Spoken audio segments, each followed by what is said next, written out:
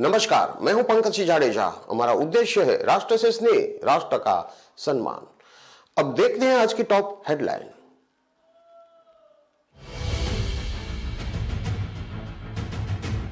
पटना के कबाब महल रेस्टोरेंट में लगी भीषण आग। शॉर्ट सर्किट से लगी आग, कर्मियों ने खाना खा रहे लोगों को खींचकर निकाला।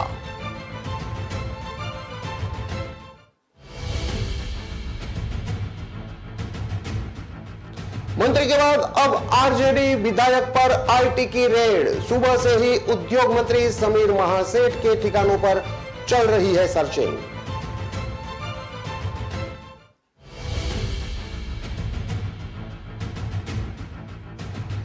पूर्व पालिका अध्यक्ष शालिग्राम चौधरी का आमरण अनशन जारी। हॉस्पिटल में भर्ती होने के लिए किया मना।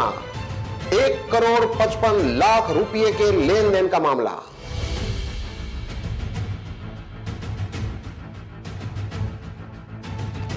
सड़क दुर्घटना में चरवाहे की मौत का मामला। परिजनों ने शव उठाने से किया इनकार। 10 लाख रुपए मुआवजे की मांग।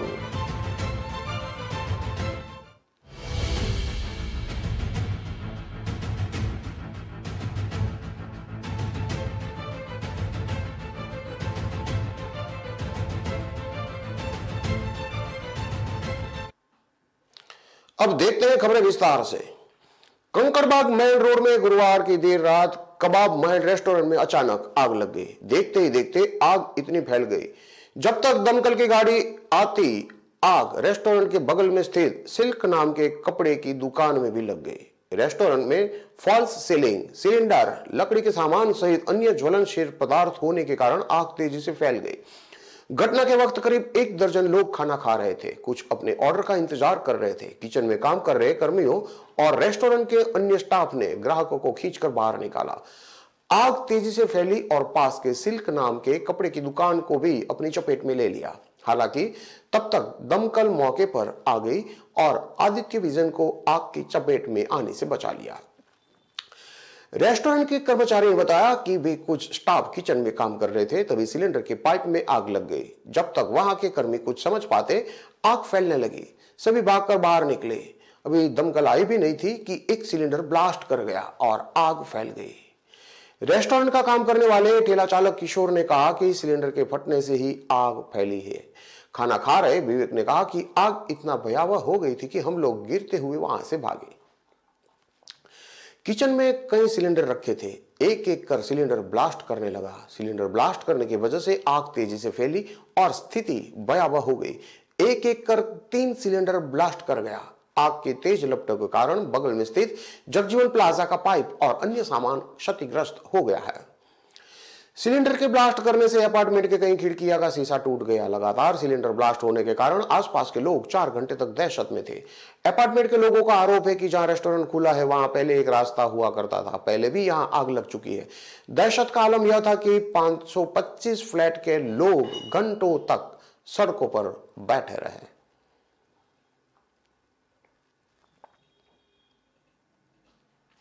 बिहार में इनकम टैक्स डिपार्टमेंट के निशाने पर आरजेडी के नेता आ गए हैं। सूबे सरकार के उद्योग मंत्री समीर महासेठ के कई ठिकानों पर रेड के बाद अब इनकम टैक्स ने रोहतास जिले में डेहरी के राष्ट्रीय जनता दल विधायक फतेह बहादुर सिंह के होटल पर छापा मारा है। यह कार्रवाई रात में की गई है। गुरुवार सुबह भी समीर महासेठ के पटना आवास सहित कंस्ट्रक्शन कंपनी पर छापेमारी की गई। मंत्री समीर कुमार महासेठ घर में ही मौजूद रहे। आईटी की टीम खाना पानी लेकर कार्रवाई करने पहुंची है। पानी की बोतलें और खाना लेकर टीम अंदर जाती दिखी है। आपको बता दें कि समीर महासेठ राष्ट्रीय जनता दल के कोटे से नीतीश कैबिनेट में मंत्री है। इनका पुराना व्यावसायिक काम भी रहा है। इनके पिता भी विधायक थे। समीर महासेठ एमएलसी भी रह चुके हैं। उद्योग मंत्री समीर महासेठ के ठिकानों पर छापेमारी पर डिप्टी सीएम तेजस्वी यादव ने कहा कि 2024 तक यह चलता रहेगा। झारखंड में देख रहे हैं ना हेमंत सोरेन के साथ क्या हो रहा है। भाजपा को डर है। उद्योग मंत्री और उनके रिश्तेदारों के साथ ही साकार कंस्ट्रक्शन के सभी डायरेक्टर के कुल 5 ठिकानों पर छापेमारी चल रही है। पटना में साकार कंस्ट्रक्शन की तरफ से एम्स के आगे एक्वा सिटी नाम से एक प्रोजेक्ट भी चल रहा है।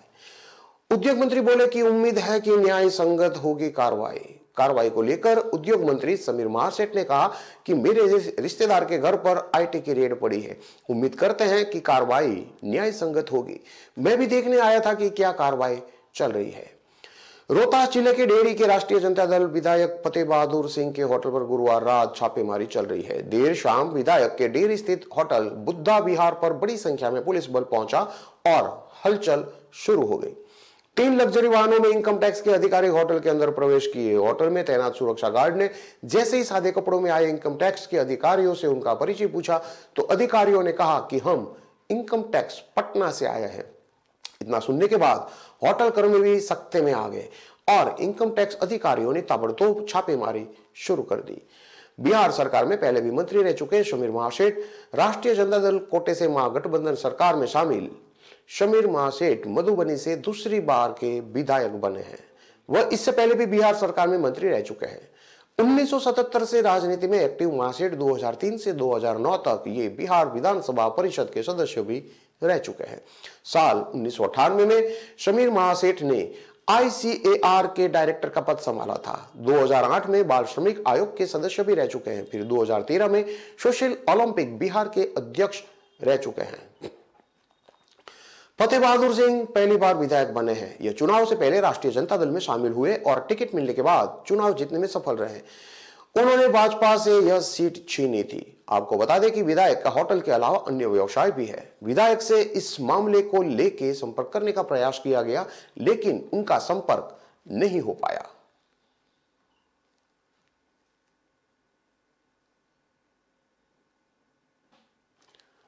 पिछले 3 दिनों से अनशन और भूख हड़ताल पर बैठे पूर्व पालिका अध्यक्ष शालिग्राम चौधरी का अनशन और धरने का चौथा दिन भी जारी रहा। गुरुवार देर शाम को अनशन और धरना समाप्त कराने के लिए श्री माधोपुर थानाधिकारी मंडी पहुंचे, लेकिन चौधरी ने अनशन और धरना हटाने से मना कर दिया। इससे पहले गुरुवार दोपहर को भी थानाधिकारी राठौड़ और तहसीलदार लोकेंद्र मीणा मौके पर पहुंचे थे और धरना हटाने और हॉस्पिटल में भर्ती कराने के लिए समझाइश की थी, तो शाम 4 बजे तक वक्त मांगा गया था। आपको बता दें कि शालिग्राम चौधरी ने मंडी की एक फर्म के व्यापारियों पर 1 करोड़ 55 लाख रुपए का भुगतान नहीं करने के आरोप लगाते हुए अनशन शुरू किया था। मामले में दोनों पक्षों की ओर से मुकदमा भी दर्ज हो चुका है। चौधरी की बिगड़ती तबीयत को देखकर SDM दिलीप सिंह के आदेश पर थानाधिकारी प्रकाश श्री राठौड़ और तहसीलदार लोकेंद्र मीणा चौधरी को हॉस्पिटल में भर्ती करवाने के लिए पहुंचे थे और समझाइश की थी।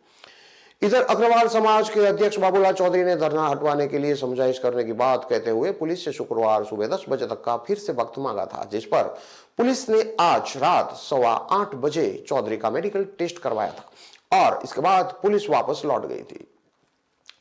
शालिग्राम चौधरी ने मंडी की क्याल ट्रेडर्स फर्म के व्यापारी मयंक क्याल और महेंद्र क्याल को जो बेचान किए गए जौ का 1 करोड़ 55 लाख रुपए भुगतान नहीं करने का आरोप लगाते हुए 14 नवंबर को मंडी में आमरण अनशन पर बैठे हैं। इसके बाद पुलिस थाने में चौधरी के पुत्र कृष्ण कुमार ने बुधवार को महेंद्र क्याल और मयंक क्याल के खिलाफ धोखाधड़ी का मामला दर्ज कराया था। इससे पहले मंगलवार को दूसरे पक्ष के पूर्व पार्षद और मंडी व्यापारी निरंजन क्याल ने परिवाद दर्ज कराया था कि शालिग्राम चौधरी द्वारा रुपये हड़पने की कोशिश के तहत मंडी में उनकी दुकान के आगे आमरण अनशन कर व्यापार करने में बाधा डाली जा रही है, जबकि व्यापारी संबंधी अथवा निजी तौर पर शालिग्राम चौधरी उनसे कोई रुपये नहीं मांगते। पुलिस ने परस्पर मामले दर्ज करके जांच शुरू की है।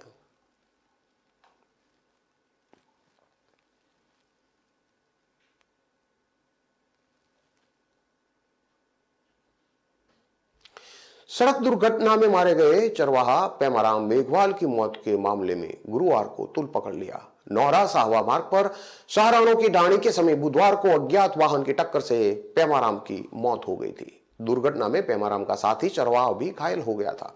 घटना के बाद गुरुवार को राजकीय चिकित्सालय पहुंचे माकपा नेता मंगेज चौधरी और परिजनों ने शव को लेने से इनकार कर दिया। घटना के बाद पेमाराम के शव को राजकीय चिकित्सालय के मोर्चरी रूम में रखवाया गया था। मंगेज चौधरी ने आरोप लगाया कि घटना के 24 घंटे बीत जाने के बाद भी पुलिस टक्कर मारने वाली गाड़ी का पता नहीं लगा पाई है। मंगेज चौधरी और परिजनों ने गाड़ी चालक की गिरफ्तारी और मृतक के परिवार को 10 लाख रुपए का मुआवजा नहीं दिए जाने तक शव उठाने से इनकार कर दिया। उक्त मांगों को लेकर मोर्चरी रूम के आगे धरना भी शुरू कर दिया। परिजन मांगे नहीं मानने तक पोस्टमार्टम नहीं करवाने पर अड़े रहे। मामले की जानकारी मिलने पर एसडीएम सत्यनारायण सुथार, तहसील संजय बिंदल, डीवाईएसपी रघुवीर सिंह, थाना प्रभारी नरेश गेरा राजकीय चिकित्सालय पहुंचे और वार्ता की। वार्ता में शीघ्र गाड़ी को जब्त करके आरोपित करने को गिरफ्तार करने, मृतक के परिवार को सरकार की विभिन्न योजनाओं के माध्यम से 10 लाख रुपए का मुआवजा दिलाने पर सहमति बनी। सहमति बनने के बाद मृतक पेमाराम के शव का पोस्टमार्टम करवाकर परिजनों को सौंप दिया गया।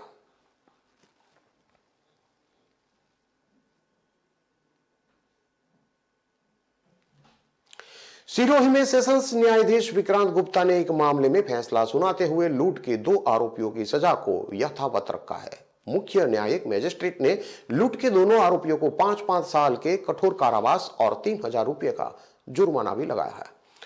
लोक अभियोजक दिनेश कुमार राजपुरोहित के अनुसार पुलिस थाना कोतवाली सिरोही में 2017 को सिरोही निवासी सुरेंद्र कुमार ने रिपोर्ट दर्ज करवाई थी कि उसका पेट्रोल पंप राजमाता धर्मशाला के सामने स्थित है, जिसकी देखरेख और नगद भुगतान आदि का कार्य स्वयं देखते हैं। रोज की तरह रात करीब 8 बजे रुपये लेकर वह स्कूटर के आगे डिक्की में रखकर जालरा रोड एसबीआई के पीछे स्थित उनके घर जा रहे थे। उसी दौरान 2 लोगों ने हवाई फायर करके अचानक स्कूटर के आगे रखे रुपये से भरा बैग छीनकर बाइक से फरार हो गए। पुलिस थाना कोतवाली ने मामले में आरोपी कल्पेश कुमार पिता निवास नया सानवाड़ा और विक्रम उर्फे विक्की बगाराम निवासी कृष्णापुरा मेणवाड़ा को गिरफ्तार किया है। मामले में दोनों आरोपियों के खिलाफ मुख्य न्यायिक मजिस्ट्रेट सिरोही न्यायालय में पेश किया था। इस मामले में न्यायालय ने दोनों पक्षों की बहस सुनने के बाद मुख्य न्यायिक मजिस्ट्रेट सिरोही ने दोनों आरोपियों को 5-5 साल के कठोर कारावास और 3-3 हजार रुपये का जुर्माना लगाया था। सजा से राहत पाने के लिए दोनों आरोपियों ने सेशंस न्यायालय सिरोही में अपील की थी। न्यायालय ने दोनों पक्षों की बहस सुनने के बाद सेशंस न्यायाधीश विक्रांत गुप्ता ने गुरुवार को मुख्य न्यायिक मजिस्ट्रेट सिरोही की ओर से पारित निर्णय को यथावत रखते हुए दोनों आरोपियों को 5-5 साल के कठोर कारावास और 3-3 हजार का जुर्माना लगाया है। इस मामले में सरकार की ओर से सेशंस न्यायालय में पैरवी लोक अभियोजक दिनेश कुमार राजपुरोहित ने की थी।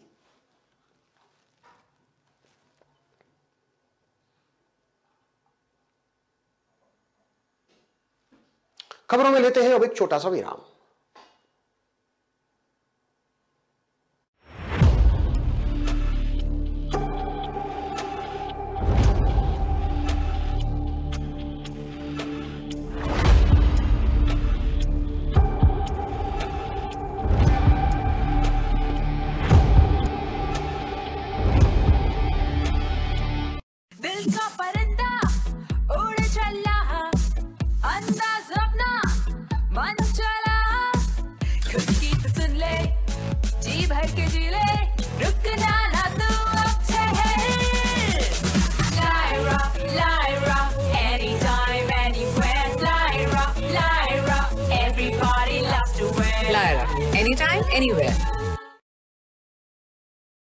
चंद्रू, कहाँ ले जा रहा मुझे?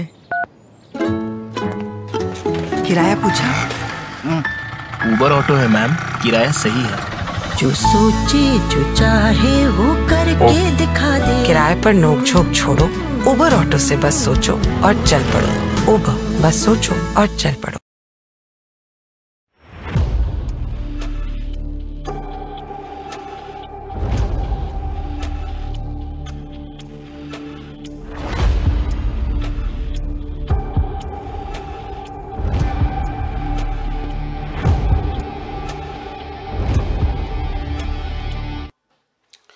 विराम के बाद एक बार फिर से आपका स्वागत है। अब देखते हैं आगे की और खबरें।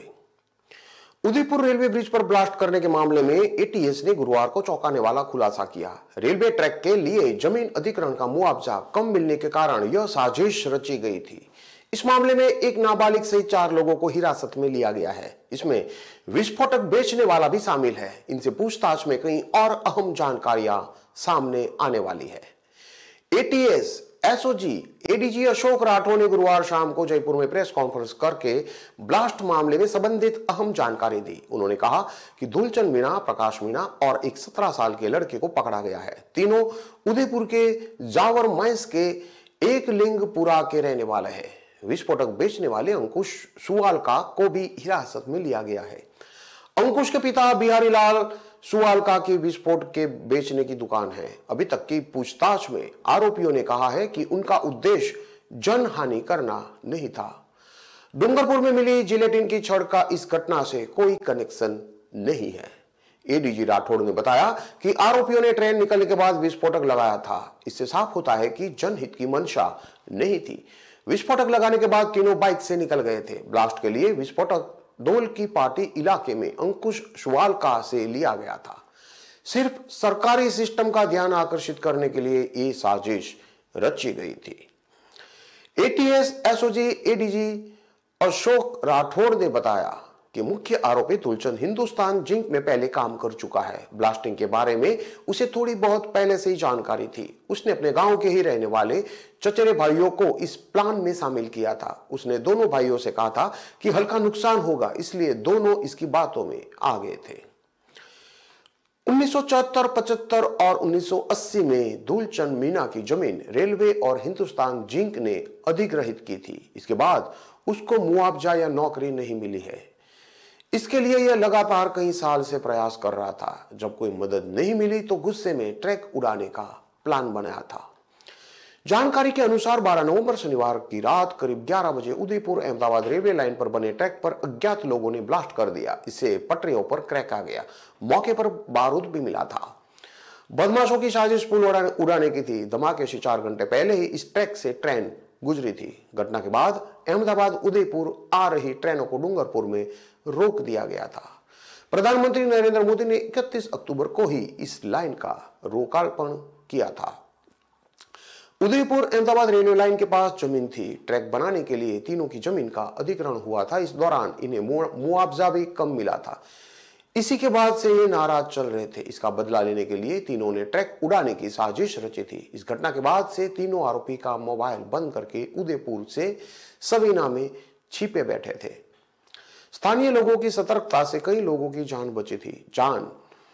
घटना उदयपुर से करीब 35 किलोमीटर दूर सलुम्बर मार्ग पर केवड़े की नाल में ओढ़ा रेलवे पुल की है, जहां ग्रामीणों को शनिवार रात 10 बजे के आसपास धमाके की आवाज सुनाई दी थी। इसके बाद कुछ युवक तुरंत पटरी पर पहुंचे थे। उन्होंने देखा था कि रेलवे लाइन पर बारूद पड़ा है। पटरियां कई जगह से टूटी थी। पुल पर लाइन से नटबोल्ट भी गायब मिले। ट्रैक पर लोहे की पतली चादर भी उखड़ी हुई मिली थी। इस घटना में पहले तो आतंकवादी एंगल देखा गया था। पुलिस ने तीनों आरोपियों को उदयपुर के एकलिंगपुरा से पकड़ा है। आरोपियों ने 2 साल पहले भी रेलवे अधिकारियों को पुल उड़ाने की धमकी दी थी। एटीसी एसओजी की पूछताछ में सामने आया कि आरोपियों ने रेलवे लाइन में जमीन अधिग्रहण को लेकर भी आरटीआई के जरिए जानकारी मांगी थी। आरोपियों ने उदयपुर से ब्लास्ट का सामान, डेटोनेटर और वायरिंग आदि की जानकारी जुटाई थी। जब पीएम मोदी ने रेल का संचालन शुरू किया था, उसी दिन से आरोपियों ने ट्रैक को उड़ाने की प्लानिंग कर रखी थी। आरोपियों ने पूछताछ में बताया कि दौल की पार्टी एरिया से विस्फोटक खरीदा था।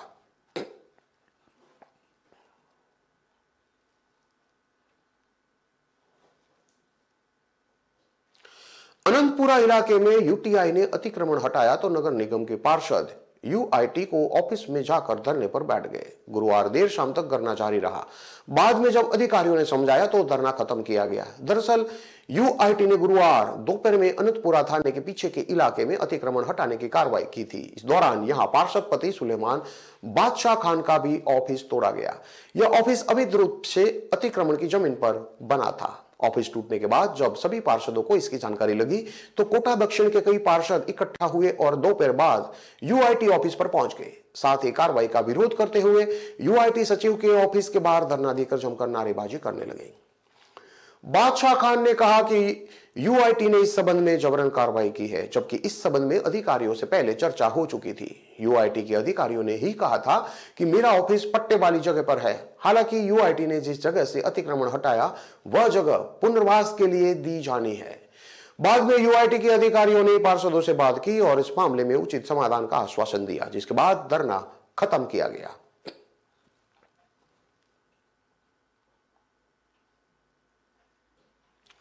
अजमेर की कृष्णगंज थाना पुलिस ने सीओ छवि शर्मा की कार को शराब के नशे में टक्कर मारकर नाकाबंदी तोड़ने वाले 4 आरोपियों को गिरफ्तार किया है, जिनके कब्जे से बोलेरो गाड़ी जब्त की गई है। कृष्णगंज थाना पुलिस आरोपियों के आपराधिक रिकॉर्ड को लेकर जांच में जुटी है। कृष्णगंज थाना पुलिस में गुरुवार को खुलासा करते हुए बताया कि 4 अक्टूबर 2022 को नई चौपाटी पर एक बोलेरो कार में कुछ लड़के शराब की बोतलें हाथों में लहराते हुए गाड़ी को लेकर नई चौपाटी के पास सड़क पर तेजी से कार को चलाते हुए निकले हैं। गश्त अधिकारी सीओ छवि शर्मा द्वारा अपनी गाड़ी से पीछा करके रुकवाने का प्रयास किया, लेकिन बोलेरो ड्राइवर अपनी गाड़ी को बिना रोके रीजनल कॉलेज पर नाकाबंदी को तोड़ते हुए डिवाइडर से टकराकर उसे क्षतिग्रस्त कर दिया। इसके साथ ही प्राइवेट मोटरसाइकिल और स्कूटी को टक्कर मारकर क्षतिग्रस्त करके बोलेरो को भगाकर ले गए। इस दौरान सीओ छवि शर्मा की गाड़ी भी क्षतिग्रस्त हुई और उनके गनमैन को भी चोटें आई। इसके बाद मामले में बदमाशों के खिलाफ राज कार्य में बाधा और सरकारी संपत्ति को नुकसान पहुंचाने का मुकदमा दर्ज करके जांच एएसआई राजेंद्र प्रसाद को देकर टीम का गठन किया गया और कार्रवाई के निर्देश दिए गए।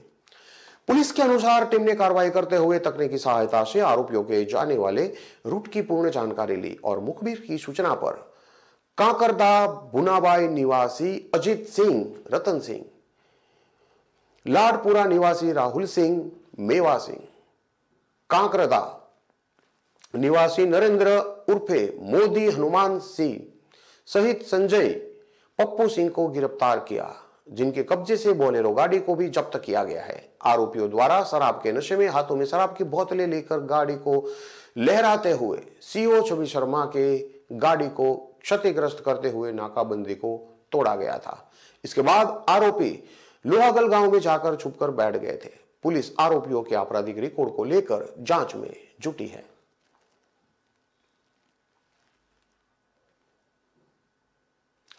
अजमेर के पहाड़गंज इलाके में मलूसर बावड़ी के पास जोधपुर निवासी दामाद ने जमकर हंगामा किया। सास और पत्नी पर चाकू से ताबड़तोड़ हमला करके घायल कर दिया। दोनों को जवाहरलाल नेहरू अस्पताल में भर्ती कराया गया है, जहां दोनों का उपचार चल रहा है। सूचना मिलने पर पहुंची पुलिस ने दामाद को पकड़ लिया और थाने में ले गई। पत्नी और पति को पिछले 10 सालों से फैमिली कोर्ट में विवाद चल रहा है। क्लॉक टावर थाना पुलिस मामले की जांच में जुटी है।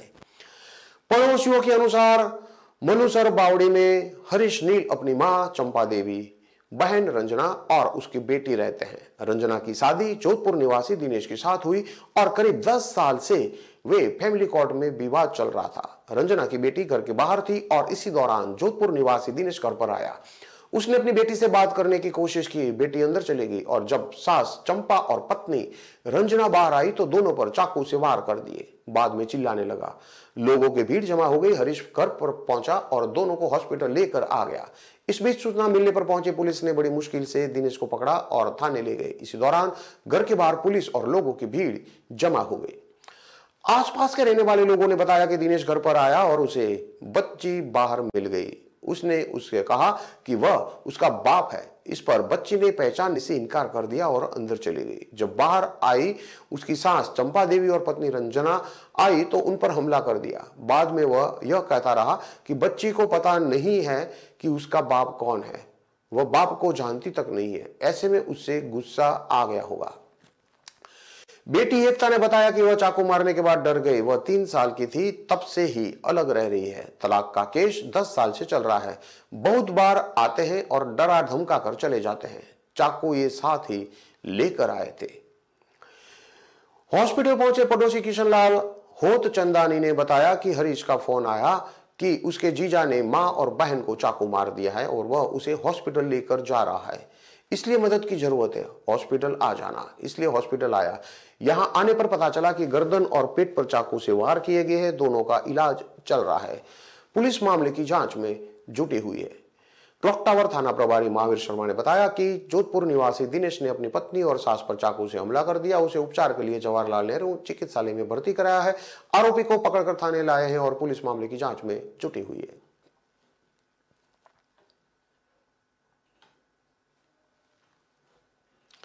तेज रफ्तार बाइक गुजरात रोडवेज की बस में चाकू सी। मौके पर ही बाइक सवार तीनों युवकों की मौत हो गई। तीनों माउंट आबू घूमने आए थे। तीनों में से किसी ने हेलमेट नहीं पहन रखा था। इसी दौरान लंबा जाम भी लग गया, जिससे वाहन चालकों को भारी परेशानी का सामना करना पड़ा। मामला सिरोही का है। माउंट आबू डीएसपी योगेश शर्मा ने बताया कि गुरुवार शाम करीब 4:30 बजे माउंट आबू से 3 युवक बाइक पर आबू रोड की तरफ जा रहे थे। इसी दौरान आरणा हनुमान जी के मंदिर के पास सामने से आई गुजरात रोडवेज की बस से उसकी टक्कर हो गई। मौके पर ही तीनों युवकों ने दम तोड़ दिया। हादसे की सूचना मिलने पर वह टीम के साथ मौके पर पहुंचे। उन्होंने बताया कि युवकों की जेब से मिले आधार कार्ड से उनकी पहचान हुई। मरने वालों में मथुआफली देलकर, जो कि आबू रोड का रहने वाला है, प्रकाश भील, मोहनलाल, मनीष कुमार पुत्र देवाराम और केसाराम पुत्र नौनाराम शामिल है। युवकों के परिजनों के हादसे की सूचना दे दी गई है। तीनों शवों को माउंट आबू हॉस्पिटल में रखवाया गया है। डीएसपी योगेश शर्मा ने बताया कि प्रथम दृष्टया गलती बाइक वालों के सामने आ रही है। जांच के बाद ही स्पष्ट कुछ कहा जा सकता है। हादसे के बाद करीब 2 किलोमीटर लंबा जाम लग गया। दर्जनों गाड़ियां फंस गई। पुलिस ने एक क्षतिग्रस्त वाहन को मौके से हटवाकर ट्रैफिक सुचारू करवाया। पुलिस ने दोनों वाहनों को माउंट आबू थाने में खड़ा करवाया है। हादसे के दौरान बस में करीब 40 यात्री सवार थे। हादसे की सूचना मिलने पर घर वाले और गांव के लोग देलदर पहुंचे। लोगों ने बताया कि तीनों दोस्त दोपहर करीब 12:30 बजे माउंट घूमने के लिए आए थे। प्रकाश के पिता मोहनलाल और केसाराम के पिता नैनाराम गांव में खेतीबाड़ी करते हैं। मनीष कुमार के पिता देवाराम स्वरूपगंज पिंडवाड़ा में टीचर हैं। केसाराम पहली बार माउंट आबू घूमने आया था। देलदर से माउंट आबू की दूरी 45 किलोमीटर है।